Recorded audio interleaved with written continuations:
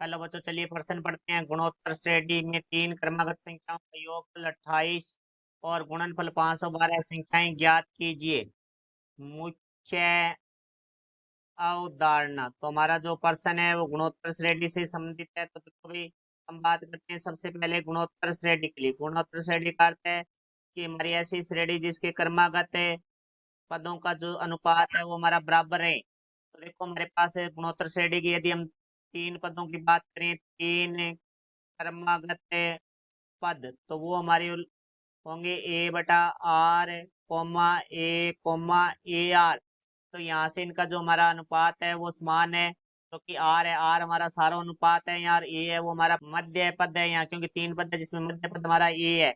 तो अब देखो भाई, हम बात करते हैं हमारे पर्सन के बारे में। तो पर्सन में हमें दिया गया है तीन क्रमागत संख्याओं का योगफल गुणोत्तर श्रेणी। तो इन तीन पदों का जो योगफल है ए बटे आर प्लस ए आर बराबर है हमारे पास 28। इसे हम समीकरण नंबर 1 देंगे। अब देखो इनका गुणनफल, तो ए बटे आर गुणा में ए आर बराबर है हमारे पास 512। तो यहाँ देखो आर से आर कट जाएगा, तो हमारे पास देखो आ जाएगा ए गुणा ए बराबर 512।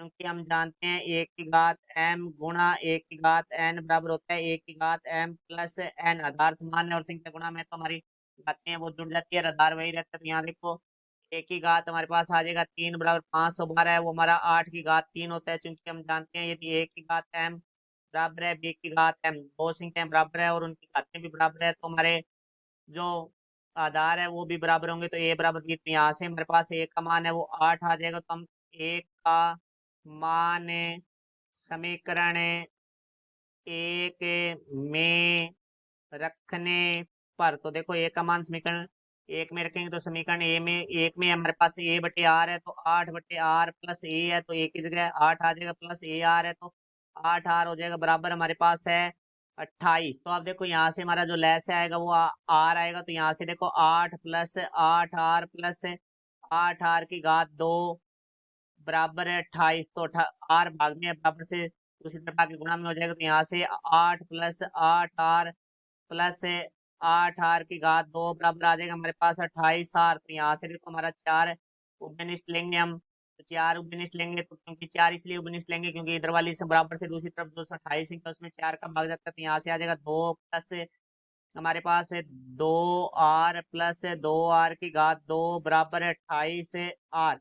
तो यहाँ से देखो भाई 4 से 1 काटेंगे तो 4 एकम 4, 4 साते 28। यहाँ से देखो भाई 2 प्लस 2 आर की घात 2 बराबर हमारा आ गया 7 आर। तो इसको हम लिखेंगे 2 आर की घात 2 प्लस 2 आर प्लस का 7 आर है, जो बराबर से दूसरी तरफ बाईं तरफ आके माइनस का 7 आर प्लस 2 बराबर 0। तो यहाँ से देखो भाई इसको हम हल करेंगे तो हमारे पास आ जाएगा 2 आर की घात 2 माइनस 5 आर प्लस 2 बराबर 0। ये एक द्विघात समीकरण है। अब इसका हम गुणनखंड विधि से हल करेंगे तो देखो भाई 2 आर की घात 2 5 आर को हम लिख सकते हैं minus 4 R minus R plus 2 बराबर 0 आ जाएगा। तो प्रथम दो पदों से हमारा 2 आर उपनिष्ठ आ रहा है, तो यहाँ से आ जाएगा हमारे पास आर माइनस 2, अंतिम दो पदों से -1 उपनिष्ठ आ रहा है, तो आर माइनस 2 बराबर 0। अब हमारा जो उपनिष्ठ आ रहा है वो आ रहा है आर माइनस 2, तो पीछे रह गया हमारे पास 2 r-1 बराबर 0। तो दो पदों का गुणनफल है वो हमारा 0 हो रहा है, तो कम से कम एक पद है वो हमारा 0 होगा। तो यहाँ से देखो भाई हमारे पास आ जाएगा r-2 बराबर 0 या 2 r-1 बराबर 0 है। तो देखो यहाँ से हमारे पास r-2 बराबर 0 है, तो माइनस का 2 बराबर से दूसरी तरफ जाके प्लस हो जाएगा, तो r बराबर हमारा 2 आ जाएगा, या 2 r-1 बराबर 0 है, तो -1 बराबर से दूसरी तरफ जाके प्लस का हो जाएगा। तो यहाँ से 2 r बराबर हमारा 1 आ जाएगा। यहाँ से r का मान निकालेंगे तो r बराबर हमारा 1/2 आ जाएगा, क्योंकि 2 गुणा में था बराबर से दूसरी तरफ आके भाग में हो गया। तो r के 2 मान आ रहे हैं। पहले हम पहले मान के लिए बात करेंगे। यदि r बराबर 2, तो अब देखो हमारा जो पहला पद था ए बटा में आर वो हो जाएगा, क्योंकि ए का मान है हमारे पास 8 बटा में 2 बराबर आ जाएगा 4। दूसरा पद हमारा ए है जो कि 8 है। तीसरा पद हमारा ए आर है, तो ए आर ए का मान है हमारे पास है 8 गुणा आर का मान है 2। तो यहाँ से देखो 8 को 2 से गुणा करेंगे हमारे पास आ जाएगा 16।